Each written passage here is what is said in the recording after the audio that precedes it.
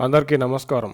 ఆంధ్రప్రదేశ్ ఎన్నికల్లో హోరాహోరీ పోరీలో టీడీపీ కూటమి గెలిచిన, వైసీపీ ఓడిన, వైసీపీ అధినేత జగన్మోహన్ రెడ్డి గారికి వైసీపీ పార్టీ భవిష్యత్తుకు డోకా ఏమీ ఉండదనే చెప్పాలి. కొందరు అభిప్రాయపడుతున్నట్టు ఈ ఎన్నికల్లో ఓడితే వైసీపీ పని అయిపోతుందని అనుకుంటే అంతకంటే అమాయకత్వం మరొకటి ఉండదు.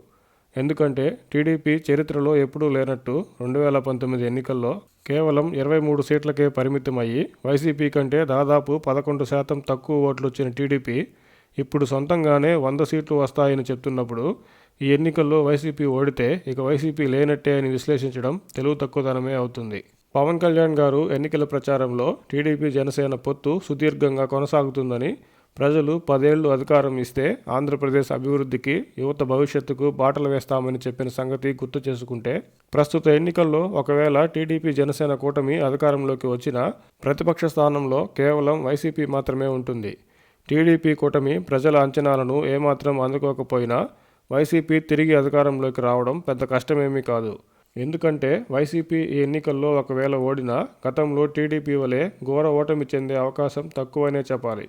కనీసం 42 నుంచి 44% ఓట్లు పొందే అవకాశం ఉంది. అంతేకాకుండా వైసీపీకి అండగా ఉండే వర్గాల్లో వైసీపీ పట్టు కోల్పోలేదనే విషయం మరవకూడదు. కాబట్టి ఈ ఎన్నికల్లో వైసీపీ ఓడినంత మాత్రాన రాష్ట్రంలోని రాజకీయ పరిస్థితుల కారణంగా వైసీపీకి అండగా నిలిచే బలమైన వర్గాలు ఉండడంతో వైసీపీ భవిష్యత్తుకు వచ్చిన డోకా ఏమీ లేదు.